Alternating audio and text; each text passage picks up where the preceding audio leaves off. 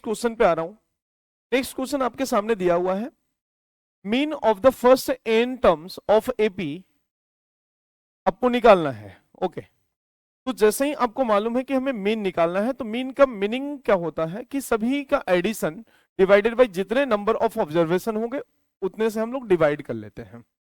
तो सबसे पहले आपका एपी में हम यहाँ पे यूज कर रहे हैं मीन के कंसेप्ट है, मीन के कंसेप्ट यूज कर रहे हैं। मीन का कंसेप्ट कितने हैं, टोटल n ऑब्जर्वेशन है, तो n ऑब्जर्वेशन है यानी कहने का मतलब x1 plus x2 plus x3 टील कितना xn अपॉन कितना n, क्योंकि n ऑब्जर्वेशन के लिए हम लोग n से डिवाइड कर लेते हैं। अब एपी का मैं यहां से लिख रहा हूं, मीन कैसे फाइंड करेंगे, सभी का एडिशन कर रहा हूं, a plus D second observation, third is a plus 2d। वैसा ही एपी में आपको पता है nth ऑब्जर्वेशन के लिए a plus n minus 1 into हमें क्या लिखना होता है, d लिखना होता है। ऐसा टोटल ऑब्जर्वेशन कितना है, n ऑब्जर्वेशन है, इसलिए हमने n से डिवाइड किया क्योंकि मीन उसी को बोलते हैं हम लोग।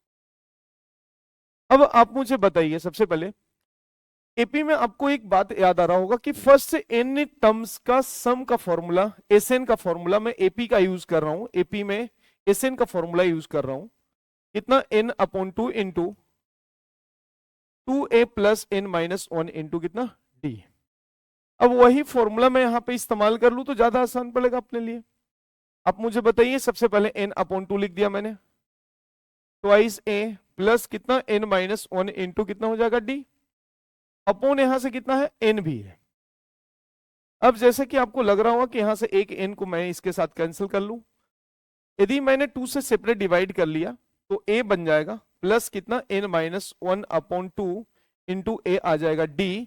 इसके बराबर आ गया कि आपको जो निकालना था मीन, इसके अकॉर्डिंग हम लोग ऑप्शन चेक करते हैं, a plus n minus 1 into D upon 2, यानी option C is the correct answer of this.